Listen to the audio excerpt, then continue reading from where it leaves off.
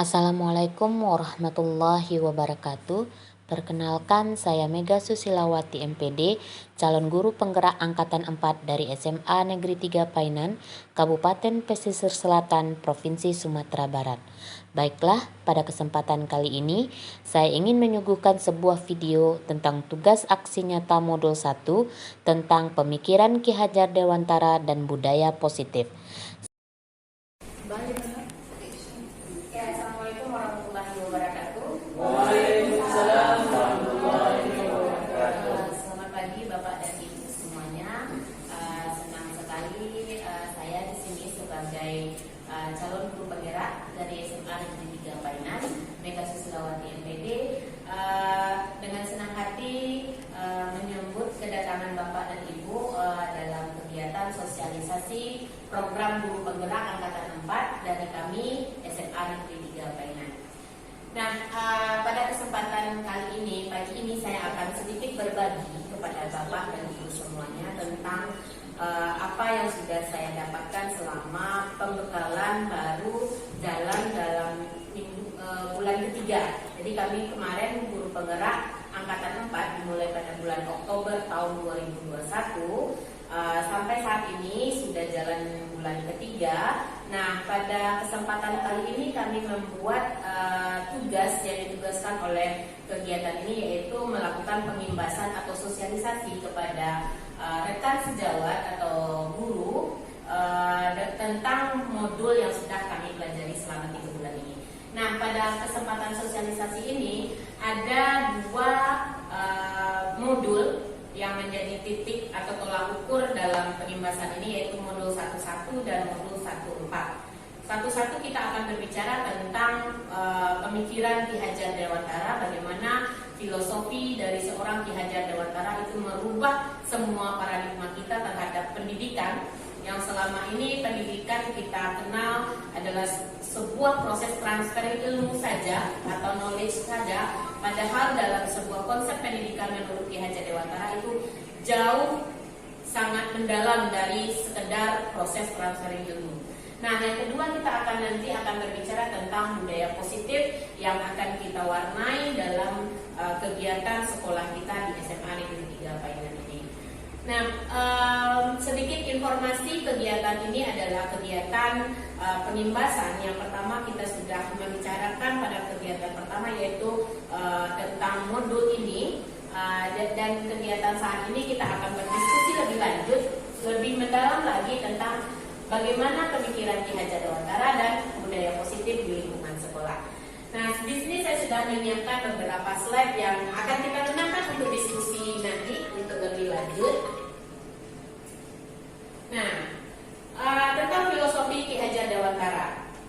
Sebagaimana yang sudah saya sampaikan di awal tadi, bahwasanya Ki Hajar Dewantara merupakan titik awal seorang guru mempedomani tentang proses apa yang akan dikerjakan atau mempedomani langkah-langkah apa yang harus dia kerjakan dalam melaksanakan perannya sebagai pendidik. Nah, kalau di sini Ki Hajar Dewantara menjadi titik awal kita, saya dan juga rekan-rekan guru lainnya sebagai agen perubahan dalam transformasi pendidikan di sekolah.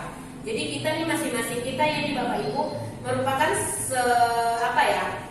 agen perubahan yang telah ditunjuk untuk nantinya merubah peserta didik kita menjadi seseorang yang sama sekali mungkin kita anggap belum tahu menjadi tahu, dari seseorang yang sedang mencari jati dirinya menjadi seseorang yang nantinya menemukan jati dirinya menjadi seorang yang sukses. Nah, di sini pendidikan merupakan seluruh daya upaya yang dikerahkan. Jadi tidak hanya satu titik atau 2 titik atau satu upaya saja yang kita kerahkan. Sebenarnya pendidikan ini melingkup semua daya upaya yang kita kerahkan secara terpadu untuk tujuan memerdekakan aspek lahir dan batin manusia. Nah, jadi di sini mungkin kita akan berbicara tentang pendidikan yang tidak hanya fokus kepada pengisian aspek lahir saja, Jadi maksud dengan aspek lahir mungkin kita hanya mentransfer ilmu. Kalau saya sebagai guru bahasa Inggris hanya mengajarkan peserta didik saya bagaimana cara berbahasa Inggris yang baik dan terpakai dalam kehidupan sehari-hari. Tetapi beyond dari semua itu, di balik dari semua itu, kita juga harus ingat aspek batin yang harus kita penuhi. Ya, jadi Ki Hajar Dewantara memfokuskan bahwasanya guru harus mengoptimalkan perkembangan aspek lahir dan aspek batin dari seorang peserta didik. Nah, ada 3 filosofi, ada 3 semboyan yang sangat terkenal sekali dari seorang Ki Hajar Dewantara dalam dunia pendidikan. Ingarso Sungtulodo, Ingmadio Mamungkarso, dan Tutwuri Handayani. Tutwuri Handayani ini terpakai di dalam logo SMA, logo sekolah kita dimanapun, di kos surat, di baju, di logo sekolah itu ada Tutwuri Handayani. Nah, 2 aspek yang di atas, Ingarso Sungtulodo dan Ingmadio Mamungkarso, yaitu yang maknanya di depan memberikan teladan. Guru adalah contoh yang harus ditiru. Guru adalah teladan, sosok yang harus ditiru. Nah, dalam konsep ditiru ini otomatis kita sebagai pendidik harus menampilkan, harus mencerminkan sisi baik dari kita sebagai individu. Karena sisi baik itu yang akan ditiru oleh peserta didik kita. Nah, kebayangkan kalau seandainya sisi buruk kita yang ditiru nantinya, nah bagaimana peserta didik kita? Gitu ya. Ada istilahnya guru kencing berdiri, siswa kencing berlari. Nah, itu jadi program semboyan di sini ingat sosum klodo kita menjadi panutan bagi peserta didik kita. Yang kedua ya Ingmadio Mangunkarso, Madio itu di tengah. Kita membangun semangat. Artinya kita sebagai tim, kita satu tim dengan peserta didik kita. Upayakan bagaimana peran kita di dalam pengajaran dan pendidikan itu sama-sama membangun konsep semangat dari peserta didik kita. Nah, bagaimana kalau posisi kita berada pada bagian belakang? Nah, ini yang disebut dengan Tutwuri Handayani. Artinya di belakang kita memberi dorongan. Nah, kalau yang dimaksud dengan dorongan ini artinya kan kalau seandainya yang di depan kita sudah mulai lengah, yang di depan kita sudah mulai ngantuk, misalnya gitu ya, kalau kita berbicara tentang siswa, kalau di depan kita sudah mulai turun motivasi belajarnya, nah bagaimana peran guru? Kita sebagai guru bisa mengoptimalkan motivasi bagi peserta didik kita. Nah, kontekstualisasi filosofi pendidikan Ki Hajar Dewantara di jenjang SMA itu ada beberapa macam, ada beberapa jenis. Yang kesemuanya ini adalah poin-poin pemikiran sebenarnya, konsep-konsep pemikiran dari seorang Ki Hajar Dewantara. Yang pertama yaitu guru harus menuntun, ya. Jadi kita tidak menuntun itu artinya kita bersama-sama dengan peserta didik. Guru memfasilitasi laku siswa menebalkan kodrat baiknya, reflektif, kritis, kreatif, dan inovatif. Menebalkan konsep baik artinya gini. Sebenarnya ananda kita, siswa kita itu sudah terlahir dengan kodratnya masing-masing. Ya, siswa kita sudah terlahir dengan kodratnya masing-masing. Bukan kita yang men-create, bukan kita yang mendidik. Kita sebagai pendidik hanya menebalkan kodrat yang ada. Jadi ibarat kalau dulu kita siswa itu terlahir dari kertas kosong, sebenarnya itu tidak aplikabel lagi ya. Bukan kertas kosong, tetapi kertas yang samar-samar. Nah, tugas kita menyamarkan kalau garisan coretan itu yang baiknya dan menghapus yang jeleknya. Karena dia masih samar-samar, jadi akan mudah dihapus. Kecuali dia sudah terlahir dengan konsep yang tebal akhlak buruknya. Itu memang sangat susah. Tetapi kodratnya siswa itu terlahir dengan kodratnya masing-masing. Di fungsi kita hanya menebalkan saja. Tebalkan yang baiknya, hapus yang buruknya. Itu fungsi dari seorang pendidik. Nah, sesuaikan dengan kodrat alam. Jadi kodrat alam artinya apa yang sudah dibawa oleh peserta didik, itu yang akan kita optimalisasikan. Sedangkan kodrat zaman, kita harus berpikir secara rasional juga. Ananda kita itu terlahir di era digital. Mereka adalah digital citizenship.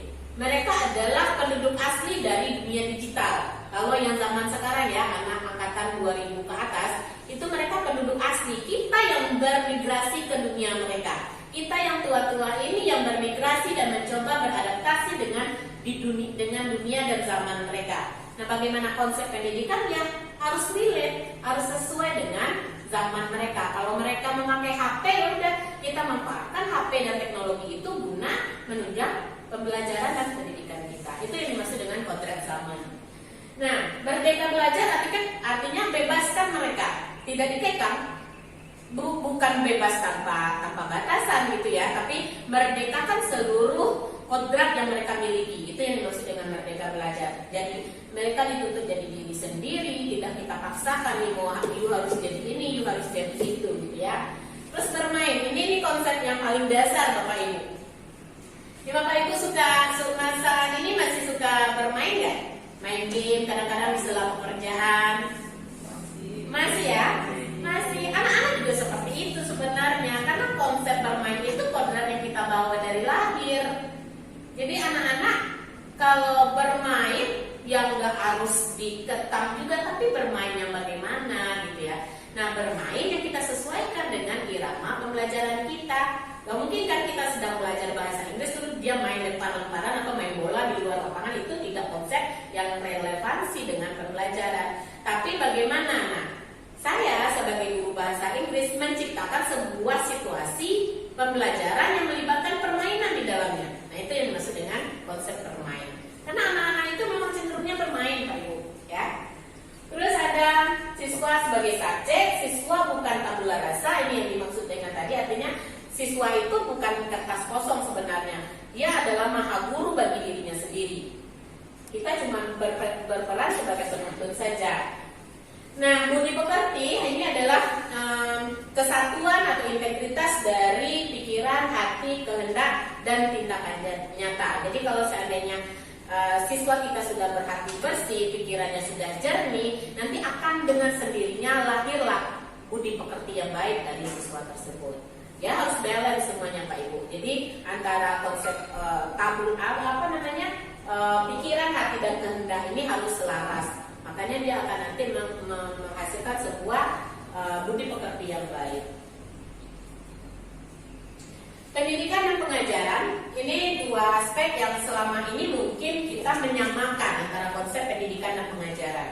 Tapi sebenarnya antara pendidikan dan pengajaran ini agak sedikit ada perbedaan gitu ya kalau kita lihat dari esensinya.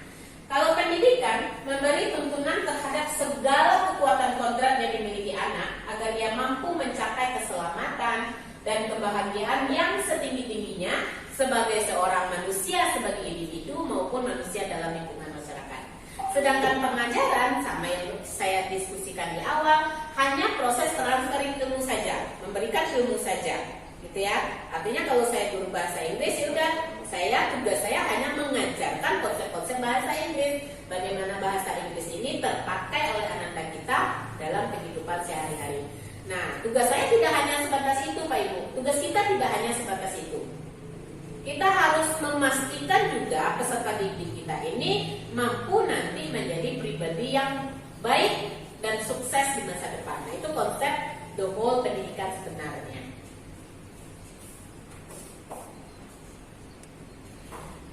Nah, ini kita sudah berbicara tentang budi pekerti tadi, merupakan perpaduan antara gerak pikiran, perasaan, kehendak atau kemauan, sehingga menimbulkan tenaga untuk berubah, untuk bertindak yang baik. Itu yang maksud dengan budi pekerti. Ini yang diagung-agungkan sekarang Pak Ibu. Konsep pendidikan zaman sekarang, ketika Nadiem Makarim menjabat sebagai Menteri Pendidikan, ini konsep pendidikan itu harus bermuara pada profil pelajar Pancasila. Jadi sebenarnya profil pelajar Pancasila ini sudah kita pakai dan kita aplikasikan, cuma mungkin pelabelannya saja yang berbeda atau yang belum terinci seperti ini. Jadi muara akhir dari siswa, baik itu siswa SD sampai siswa di perguruan tinggi, itu bagaimana siswa kita besok menjadi seorang pelajar yang memiliki profil pelajar Pancasila. Apa saja? Yang pertama yaitu ada beriman, bertakwa kepada Tuhan Yang Maha Esa, dan berakhlak mulia. Nah, yang kedua yaitu mandiri. Peserta didik kita diharapkan menjadi sosok atau pribadi yang mandiri di masa depan.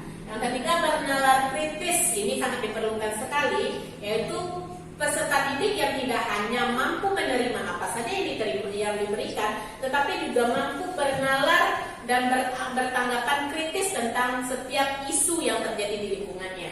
Terus ada kreatif, dituntut peserta didik harus kreatif. Terus bergotong royong, semangat gotong royong yang dipupuk karena gotong royong sendiri sudah menjadi ciri khas kita sebagai warga negara Indonesia. Nah, ini dimunculkan lagi. Jadi jiwa gotong royong. Miss, gimana Miss kalau dalam proses kegiatan belajar sehari-hari, gotong royong ini apakah bisa disamakan dengan bekerja sama dalam ujian, bekerja sama dalam mengerjakan tugas? Sebenarnya tidak, itu konsepnya beda, ya. Gotong royong ini bagaimana menciptakan suasana yang saling terintegrasi satu sama lain dengan sesama, dengan temannya, dengan gurunya. Jadi dia tidak bekerja sendiri-sendiri gitu ya. Apalagi ini konsep sekolah kita yang boarding school, ini sangat-sangat membuka lebar sekali ruang untuk saling bergotong royong ya. Jadi semangat gotong royong memang harus dilahirkan. Nah, yang terakhir yaitu berkebinekaan global.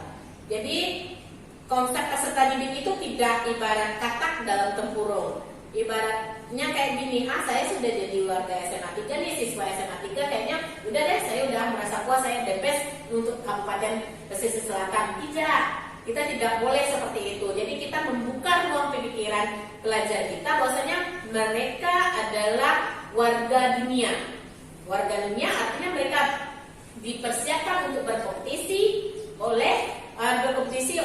dengan seluruh warga dunia yang lain. Artinya mereka bisa bekerja sama dengan sekolah-sekolah di luar sekolah kita. Artinya mereka harus memiliki pemikiran bahwasanya mereka adalah warga dunia. Nah, itulah yang disebut dengan profil pelajar Pancasila. Pendidikan adalah tempat persemaian benih-benih kebudayaan. Budaya terlahir dari konsep pendidikan yang baik. Jadi budaya yang baik itu akan terlihat jika seandainya pendidikan yang diciptakan itu baik konsepnya, gitu ya. Nah, yang paling utama yang harus kita ingat, pendidikan dasar dimulai itu dari keluarga. Keluarga yang baik, keluarga yang sempurna, dalam kata bukan sempurna lengkap dan anggota keluarganya tidak, tetapi konsep pendidikan keluarga yang sempurna adalah tempat bersemayam pendidikan yang sempurna bagi anak. Dan apalagi ini Ibu, nah kita sebagai perempuan adalah madrasah pertamanya bagi anak kita. Yang ngajarin Bismillah itu jangan gurunya, yang ngajarin Ikra itu upayakan jangan orang lain. Kita sebagai ibu, kita sebagai madrasah pertama bagi anak kita. Nah, tugas Bapak gimana? Bapak biasanya lebih kepada pemahaman karakter-karakter baik. Contoh-contoh baik itu anak-anak kita akan langsung mencontoh kepada perilaku Bapak biasanya. Oh, Bapak saya seperti ini. Oh, Mama saya seperti ini. Cara bertamu seperti ini. Jadi keluarga merupakan pembentukan watak individu pertama, basicnya adalah di keluarga. Ini tujuan pendidikan kita sudah berbicara tentang profil pelajar Pancasila. Nilai dan peran guru penggerak. Program kita ini dirancang oleh pemerintah untuk menghasilkan guru-guru yang mampu merubah konsep pendidikan secara global gitu ya, dengan membawa beberapa nilai. Artinya guru penggerak ini memiliki nilai-nilai yang harus ditularkan ke rekan sejawat dan ke lingkungannya. Yang pertama yaitu mandiri. Artinya guru penggerak itu bekerja tanpa suruhan, tanpa perintah, berinisiatif sendiri. Yang kedua, reflektif. Calon guru penggerak harus mampu melihat pembelajaran dari proses yang sudah dilakukan sebelumnya dan mengambil pembelajaran itu sebagai proses refleksi diri. Inovatif, artinya mampu melahirkan ide-ide baru yang dapat menjadi acuan pembelajaran atau acuan pendidikan di lingkungan sekolah. Nah, inovatif ini mungkin nanti berkaitan dengan bagaimana kemampuan guru itu menciptakan konsep dan ide-ide baru untuk mewarnai pendidikan yang ada di sekolahnya. Kolaboratif, seorang guru penggerak itu harus mampu bekerja nggak boleh sendiri-sendiri saja. Dia harus mampu merangkul seluruh warga sekolah. Dan yang terakhir adalah berpihak pada murid. Peran guru penggerak menjadi pemimpin pembelajaran, menggerakkan komunitas praktisi seperti yang kita lakukan saat ini. Jika ada sesuatu yang akan kita bahas, kita bisa diskusikan dalam forum, dan guru penggerak menjadi inisiator dalam kegiatan tersebut. Contoh lain kalau dalam bidang studi yaitu dalam kegiatan forum MGMP, Musyawarah Guru Mata Pelajaran. Nah, itu yang perannya menggerakkan komunitas praktisi. Mendorong kolaborasi, menjadi coach bagi guru lain dan mewujudkan kepemimpinan guru.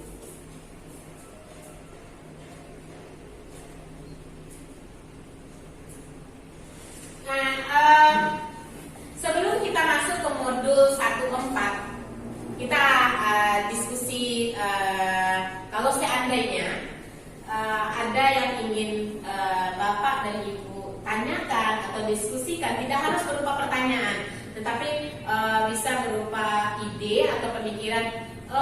Sebenarnya seperti ini ya, Miss, misalnya gitu ya. Terserah apa saja. Mau bisa ide, masukan atau pertanyaan tentang modul 1.1 tadi, yaitu tentang pemikiran Ki Hajar Dewantara.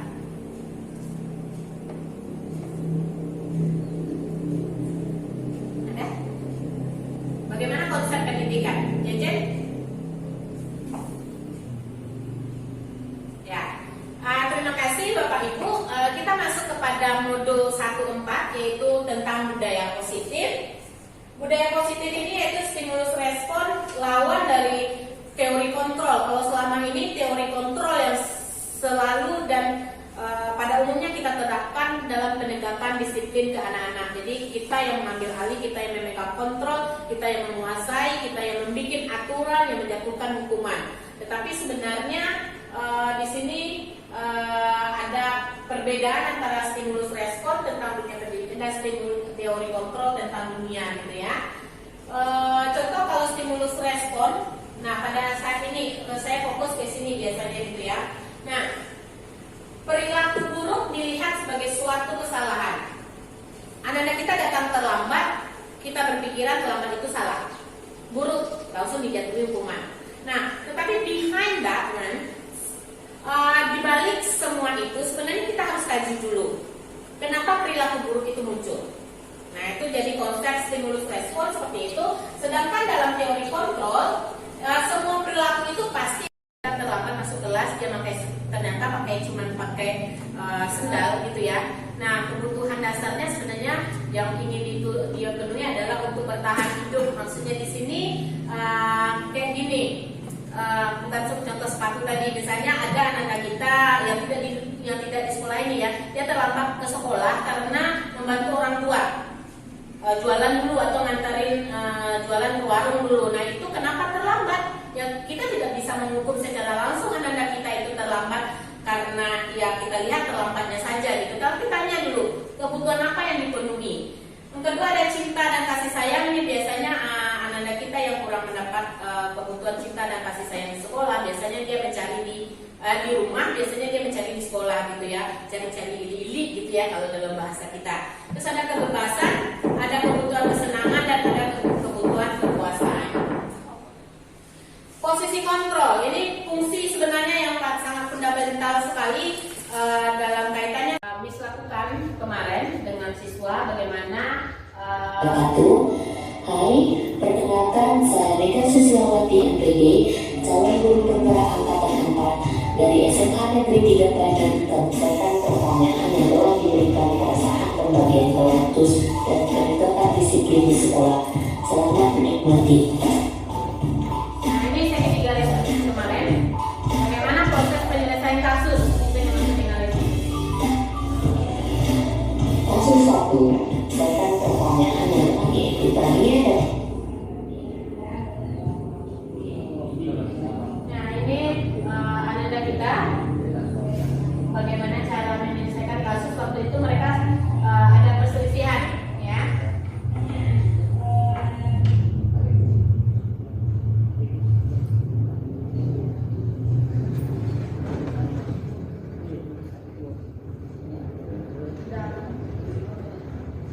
Jaringan juga tidak bersahabat.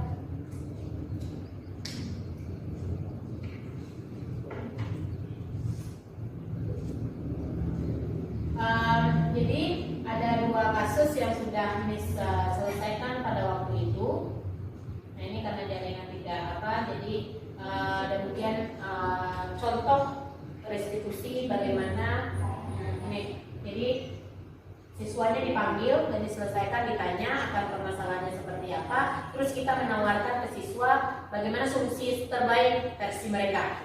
Nah, dari versi mereka tidak kita terima 100%. Kita harus juga modifikasi dengan solusi dari diri kita sendiri sebagai guru, gitu ya.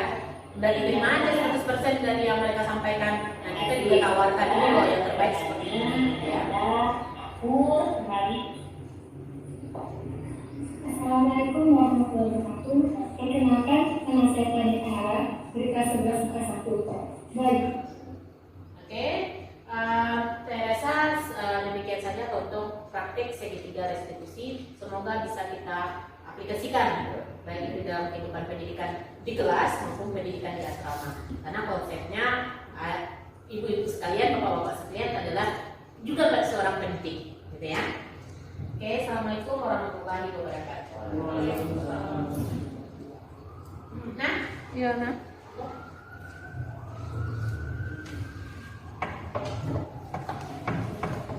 beberapa aksi nyata yang sudah kita kerjakan di dalam kelas. Contoh pertama ini di gambar ini bagaimana siswa menulis keyakinan kelas yang sudah kita bicarakan di awal tadi.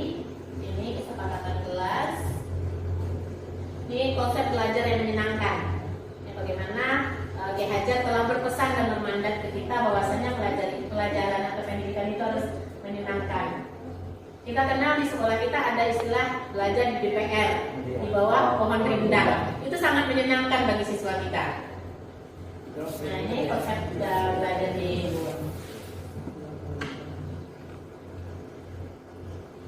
bagaimana siswa harus kreatif dan menjadi diri mereka sendiri.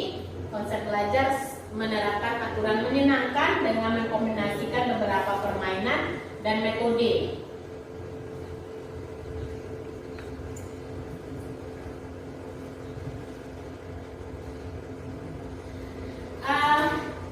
Saya rasa demikian saja untuk kali ini dalam kegiatan sosialisasi program guru penggerak dari saya Mega Susilawati sebagai seorang CGP Angkatan 4, calon guru penggerak Angkatan 4 dari SMA Negeri 3 Painan.